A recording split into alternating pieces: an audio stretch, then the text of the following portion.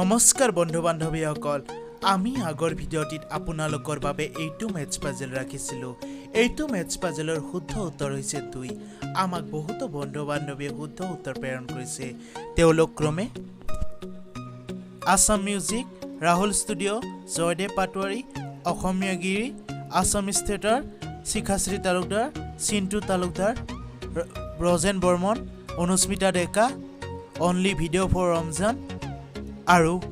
জীৱন কৃষ্ণ তালুকদাৰ আপোনালোক সকলোকে আমি বহুত শুভকামনা জ্ঞাপন কৰিছোঁ লগতে আগন্তুক ভিডিঅ'সমূহৰ প্ৰশ্ন উত্তৰ আপোনালোকে দিব বুলি আশা ৰাখিছোঁ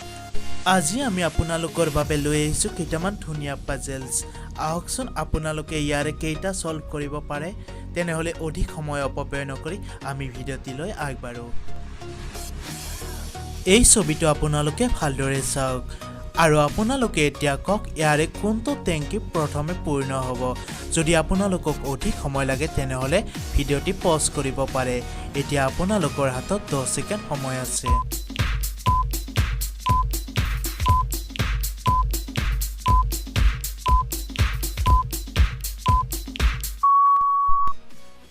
যদি আপোনালোকে উত্তৰটি উলিয়াব পাৰিছে তেনেহলে কমেন্ট কৰি নিশ্চয় জনাব সকলোতকৈ প্ৰথমে এফ টেংকিটো পূৰ্ণ হ'ব তেনেহলে বলকচোন চাও কেনেকৈ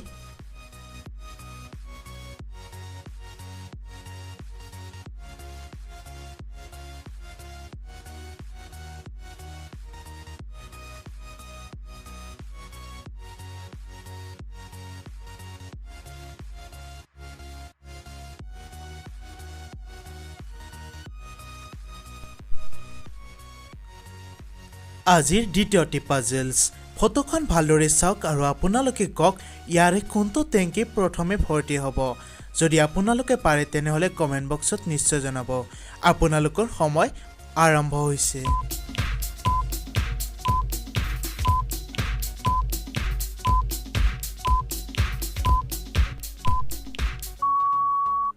যদি আপোনালোকে উত্তৰটি উলিয়াব পাৰিছে তেনেহলে কমেন্ট কৰি নিশ্চয় জনাব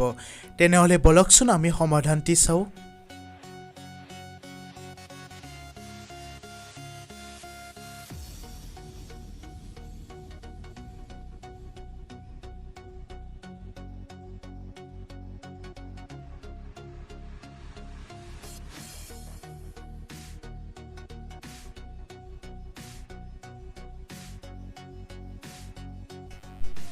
এনেদৰে 3 নম্বৰ টেংকিটো প্ৰথমে পূৰ্ণ হ'ব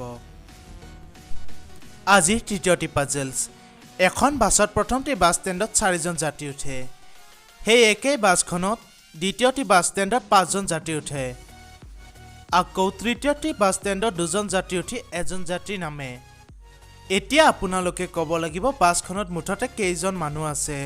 আপোনালোকৰ হাতত 15 সেকেন্ড সময় আছে যদি অধিক সময় লাগে তেনেহলে ভিডিঅ'টি পজ কৰিব পাৰে